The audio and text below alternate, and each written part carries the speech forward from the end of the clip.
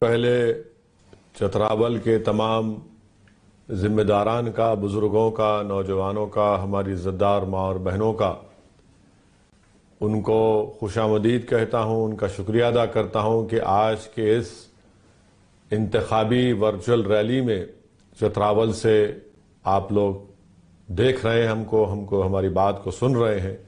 आपका बेहद शुक्रिया। आप जानते हैं कि चतरावल से मजलिस के उम्मीदवार जनाब ताहिर हुसैन अंसारी साहब हैं। मैं आपको ये बताना ज़रूरी समझता हूँ कि मजलिस इत्तेहादुल मुस्लिमीन ने इस विधानसभा के चुनाव में जनाब बाबू सिंह कुशवाहा साहब की पार्टी जन अधिकार पार्टी, जनाब वामन मिश्रा साहब की बहुजन मुक्ति पार्टी और दीगर 4 पार्टीज ने मिलकर हमने एक भागीदारी परिवर्तन मोर्चा बनाया है, जिसका नारा यह है कि जिसकी जितनी आबादी उसको उतना हिस्सा मिले। और ये बात का भी फैसला लिया गया कि अगर उत्तर प्रदेश की जनता और आवाम इस भागीदारी परिवर्तन मोर्चा को अपने दुआओं से, अपने आशीर्वाद से, वोटों से नवाजेगी और हमको सत्ता देगी, तो इसके 2.5 साल के पहले मुख्यमंत्री जनाब बाबू सिंह कुशवाहा साहब रहेंगे और 2.5 साल के लिए एक दलित समाज से उत्तर प्रदेश का मुख्यमंत्री होगा। यानी 5 साल में 2 मुख्यमंत्री रहेंगे, जनाब बाबू सिंह कुशवाहा साहब रहेंगे और एक दलित समाज से रहेगा। और 5 साल में 3 डिप्टी चीफ मिनिस्टर 5 साल के लिए रहेंगे, जिसमें अल्पसंख्यक समाज से, मुसलमान से एक फर्द होगा और दीगर पिछड़ा समाज से भी 2 लोग, उनको डिप्टी सीएम बनाया जाएगा। हमने भागीदारी परिवर्तन मोर्चा का एक पूरा एजेंडा बनाया है ताकि उत्तर प्रदेश में सही मानों में सामाजिक न्याय हो, किसी के ऊपर जुल्म ना हो, किसानों को उनका हक मिले, किसानों की फसलों को नुकसान ना हो। आज हम देखते हैं कि रातों में जाग जाग कर किसान को अपनी फसलों को बचाना पड़ता है। तो अजीज दोस्तों और बुजुर्गों, और ख़ास तौर से चतरावल के तमाम राय दहिंदगान, वोटर्स और जनता, मैं आपसे अपील कर रहा हूं कि 10 फरवरी के दिन आप पूरे बिला खौफ और पूरे एतमाद के साथ मजलिस के उम्मीदवार के हक में अपने वोट का इस्तेमाल करिए। उनका इंतखाबी निशान, इलेक्शन सिंबल पतंग है। पतंग के निशान पर आप बटन दबाइए। मजलिस उत्तर प्रदेश के विधानसभा के चुनाव में हिस्सेदारी की लड़ाई लड़ रही है। मैं ये बात फिर से कह रहा हूं कि मैं यहां पर उत्तर प्रदेश को अपनी मकबूलियत के लिए नहीं आया हूं, मैं अपनी अना की तस्कीन के लिए नहीं आया हूं। मैं यहां पर आया हूं और इंशाअल्लाह अल्लाह मुझे जब तक जिंदा रखेगा, मैं बुजुर्गों को, हमारी माँ और बहनों को और मेरे गयूर नौजवानों को यकीन दिला रहा हूं कि मेरी लड़ाई आपकी लड़ाई है। मेरी लड़ाई यह है कि आपको नेता बनाया जाए। मेरी लड़ाई यह है कि सामाजिक न्याय हो। मेरी लड़ाई यह है कि सही मानों में मजलूमों को इंसाफ मिले। मेरी लड़ाई यह है कि जालिम से पंजा आजमाई की जाए। मेरी लड़ाई और मेरी कोशिश यही है कि कमजोरों को उनका मुकाम मिले, उनको इज्जत मिले और उनको ताकत मिले। जो कोई सियासी पार्टी, पॉलिटिकल पार्टी कमजोरों को अपनी ताकत से और इज्जत से नहीं नवाज रही है। मैं पिछड़ा समाज के हमारे उन नौजवानों से पूछना चाहता हूं कि बीजेपी ने आपको हिंदुत्व के नाम पर वोट तो ले लिया 2017 में, मगर आपको क्या दिया? आपको दिया योगी के ठाकुरवाद की सरकार दी। मैं हमारे अल्पसंख्यक समाज के भाइयों और बहनों से, खास तौर से मुस्लिम माइनॉरिटी से ये पूछना चाह रहा हूं कि आपसे कहा गया था कि सेकुलरिज्म और समाजवाद के नाम पर वोट दो, आपने 2012 में दिया। क्या मिला आपको? आपको सिर्फ एक परिवार का राज मिला। बताइए आखिर कब तक अल्पसंख्यक समाज के और खास तौर से मुस्लिम माइनॉरिटी और पिछड़ा समाज के लोग बीजेपी और सपा के इन दिलफरेब बातों का शिकार होते रहेंगे? कब तक आप अपना एक्सप्लॉयटेशन, अपना इस्तेसाल करवाते रहेंगे? कब तक आप से ये नाइंसाफी होती रहेगी और इसका नतीजा ये निकलता है कि आप कमजोर से कमजोर होते जा रहे हैं। आज आपकी कोई अहमियत नहीं रही, आज आपकी कोई शनाख्त नहीं रही, आज आपकी कोई ताकत की निशानियों को मिटाया जा रहा है। मेरे अजीज दोस्तों और बुजुर्गों, जमहूरियत में, डेमोक्रेसी में आपको लोकशाही में इस बात की इजाजत दी जाती है कि आप अपने पसंद के उम्मीदवार को वोट दें। मैं आपके सामने इसलिए खड़ा हूं कि मैं आपसे अपील कर रहा हूं कि भागीदारी परिवर्तन मोर्चा को कामयाब करिए। आप मंदलिस के उम्मीदवारों को, जनाब जो छतरावल से हमारे उम्मीदवार हैं ताहिर अंसारी साहब को कामयाब करिए।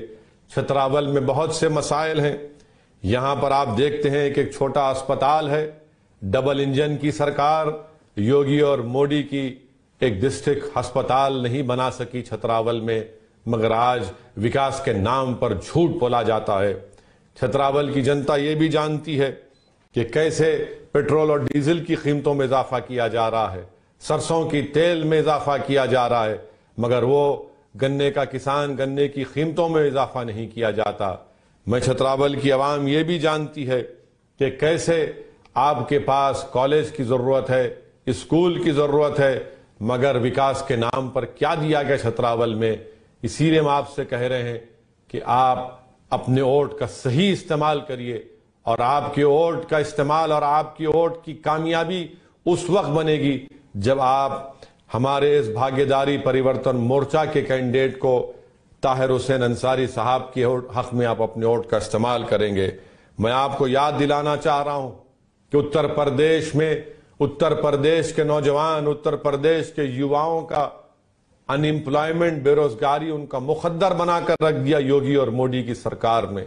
बताओ बीजेपी के लोग, क्या यह बात सच नहीं है कि जो ग्रेजुएट है उत्तर प्रदेश के, उनमें बेरोजगारी 51% है, जो टेक्निकल ग्रेजुएट हैं उनमें बेरोजगारी 46% है, जो टेक्निकल डिप्लोमा और सर्टिफिकेट होल्डर हैं उनमें बेरोजगारी 66% है।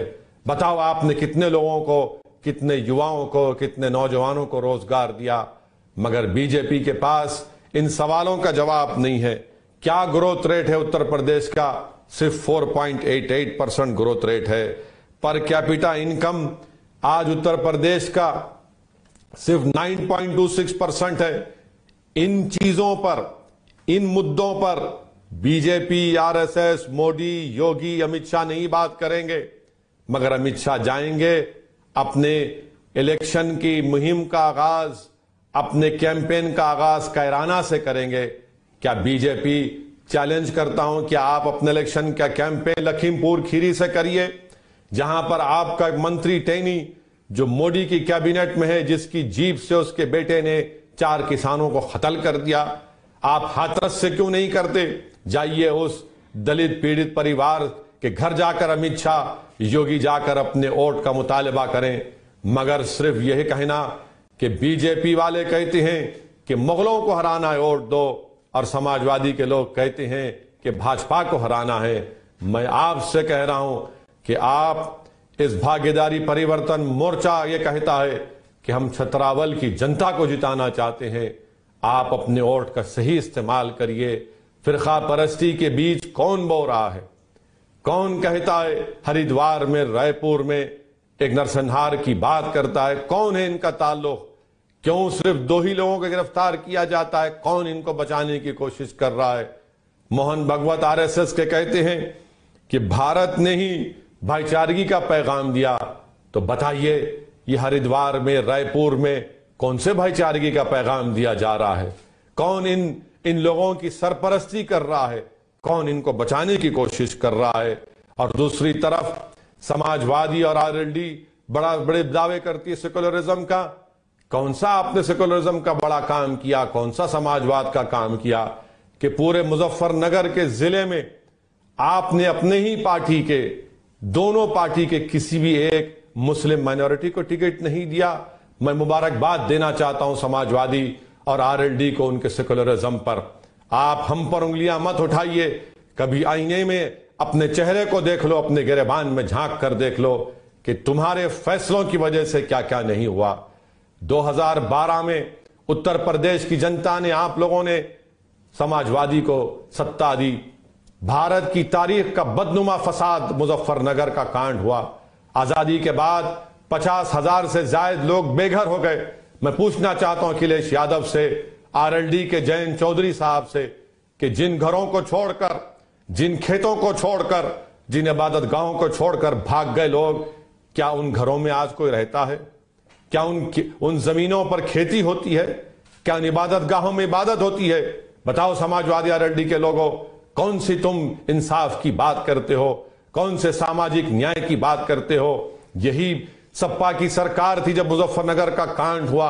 अखिलेश की सरकार ने चार्जशीट तक नहीं डाली। कैंपों में सर्दियों में लोग तड़प रहे थे तो सैफई में नाच गाना हो रहा था, बुलडोजर चलाए जा रहे थे। जब हम ये बात करते हैं तो कहते हैं ओवैसी जज्बाती बात करता है। मैं सच्चाई को बयान कर रहा हूं। अगर तुम्हारी जबानें गूंगी हो चुकी हैं, अगर तुम्हारी आंखों पर पर्दा पड़ चुका है, अगर तुम्हारे कान जालिम के जुल्म को सुनने की ताकत उनके तुम्हारे कानों में नहीं है, अगर तुम्हारे दिल मुर्दा हो चुके हैं, तुम्हारा जमीर खत्म हो चुका है, तो मैं क्या कर सकता हूं? मेरा जमीर जिंदा है, मेरा दिल जिंदा है, मेरी आंखें खुली हैं और मेरा दिल और दिमाग पुकार पुकार कर कह रहा है कि मजलूमों के इंसाफ की लड़ाई को लड़ना है, जालिम को इन जुल्म करने से रोकना और जमहूरियत को बचाना है, संविधान को बचाना है। और जो लोग हम पर उंगलियां उठाते हैं, बताओ मुजफ्फरनगर के नगर पालिका के चेयरपर्सन का इलेक्शन हुआ तो सबने मिलकर अंजू अग्रवाल को वोट दिया, चेयरपर्सन बनाया, और जब अंजू अग्रवाल चेयरमैन बन गई तो बीजेपी में चले गई। और ये समाजवादी के लोग कहते हैं आंखें बंद करके वोट दो हमको। देख लिया आपने आंखें बंद कर वोट देने से क्या हुआ? आंखें बंद कर वोट दिया आपने, मुजफ्फरनगर आपको मिला। आंखें बंद कर आपने वोट दी तो मुजफ्फरनगर के नगर पालिका का चेयरपर्सन अंजू अग्रवाल वोट तो ले लिया, चेयरपर्सन बन गई, बीजेपी में चले गई। आंखें बंद कर आपने 2019 के लोकसभा के चुनाव में आपने वोट दिया, क्या हुआ? बीजेपी कामयाब हो गई। 17 में आंखें बंद कर वोट दिया, क्या हुआ? बीजेपी योगी की सरकार बन गई। 14 में आपसे कहा गया आंखें बंद करके वोट दो, बीजेपी पूरे 70 से ज्यादा लोकसभा की सीट पर जीत गई। बताओ बीजेपी क्यों जीतती है? इसका जिम्मेदार कौन है? इसका जिम्मेदार समाजवादी है, कांग्रेस है, बीएसपी है। हम पर उंगली मत उठाओ। मैं आपसे कह रहा हूं कि आप अपने आप को देखिए, पहले अपने घर में चिराग जलाइए, अपने बच्चों के मुस्तकबिल को देखिए, अपने अतराफ में अमन को फैलाइए। कैसे हम भूल सकते हैं मुजफ्फरनगर में क्या हुआ? कैसे हम भूल सकते हैं कि कैसे मेरे अजीज दोस्तों और बुजुर्गों, यहां पर एक नौजवान मोहम्मद नूर को मुजफ्फरनगर में गोली मारकर CAA NPR NRC के प्रोटेस्ट में उसको कत्ल कर दिया गया। अगर मेरी आवाज कोई सुन रहा है तो आप जाकर मोहम्मद नूर के जिम्मेदारों को, उनके मां बाप को मेरा सलाम पहुंचाइए और उनको तयकीन दिलाइए कि मोहम्मद नूर की इंसाफ की लड़ाई हम लड़ेंगे। जो लोग जिनको गोली मारकर जिनकी जानों को लिया गया, ये समाजवादी बीएसपी कांग्रेस भूल सकती, हम नहीं भूलते हैं। प्रयागराज में कल NTPC रेलवे के CBT टेस्ट में प्रयागराज में नौजवानों पर पुलिस की तरफ से लाठियां बरसाई गई, उनके सर को फोड़ा गया, जिस्मों को लहूलुहान किया गया। मैं इसकी मजम्मत करता हूं, कंडेम करता हूं, और 6 पुलिस ऑफिसर्स को सस्पेंड भी किया गया। यह कौन सा इंसाफ है योगी और मोदी की सरकार का कि जब 24 लोग उत्तर प्रदेश में CAA NPR NRC के प्रोटेस्ट में 24 लोग पुलिस की गोलियों से मारे गए। सुप्रीम कोर्ट के रिटायर्ड जजेस की रिपोर्ट है जिसमें कहा गया कि उनकी जान लेने के लिए फायरिंग की गई। एक कभी FIR इशू नहीं होता। मोहम्मद नूर को मारा गया, एक FIR इशू नहीं होता। और यहां पर इंसाफ देखो, यकीनन जो प्रयागराज में उसकी कंडेम करते हैं, मगर 6 पुलिस के लोग सस्पेंड हो गए। बताओ समाजवादी आरएलडी के लोगों, बीएसपी के लोगों, क्या करोगे तुम? क्या तुम इन तमाम चीजों से इंसाफ करोगे? तुम इस नाइंसाफी का खात्मा करोगे? तो गए नहीं नहीं नहीं, भाजपा को रोकना है, आंखें बंद करके वोट दे दो। याद रखो, हम इंसान हैं, अल्लाह ने आपको आंखें दी हैं खुदा रखने के लिए। अल्लाह ने आंखें दी आंखें बंद करने के लिए नहीं।